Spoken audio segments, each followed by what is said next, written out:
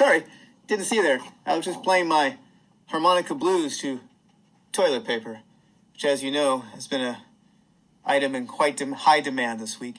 You might, of course, realize that this past week has given us a perfect example of some economic concepts that we've been discussing in class, like supply and demand, and things that are in high supply but low demand, and things that are in high demand but low supply.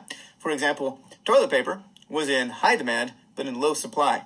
And when we do that, we have something called, you said it, a shortage, which is written just like this. Can you tell? I wrote that myself. Yeah, you know I did. Now, historically, we've had shortages like in 1929 when the stock market crashed. There was a panic and there was a run on the banks, which caused everyone to go to the banks and try to get out money, which the banks didn't have. You might remember it was captured in that popular song at the time called "Where Has All the Money Gone? Why have all the banks closed?"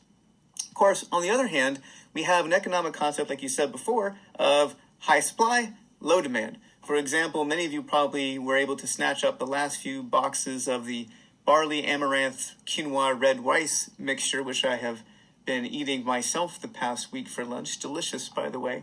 And there was plenty of that in the store. And when there's plenty of that in the store, that's an economic concept called surplus. You're right. That's what it says right there. It says surplus. I wrote it myself. You can tell. Now, we also might remember such historic surpluses as the 1890s when farmers were growing wheat on the high plains, and they had too much wheat, and railroads were charging them too much money. No one wanted enough. No one wanted the wheat. The price fell down, and farmers just had way too much, and there was something called a surplus. Remember, again, the popular song that went something like this, I believe. Oh, we're growing too much wheat, and the prices dropped too low. The railroads charge us money, so we'll just grow some more. Of course, today we have the same kinds of things. We have surpluses and shortages with red, rice, quinoa, amaranth mixtures, and toilet paper. Now, we're about to go into a screencast to review some of the principles of elasticity, of demand and supply for products. Elasticity also leads to economic shifts, supply and demand shifts, and that also leads to the concept of normal and inferior goods, and that leads again to review the concepts of surpluses and shortages. We're going to go over that screencast. It's called Supply and Demand in Corona, oh my.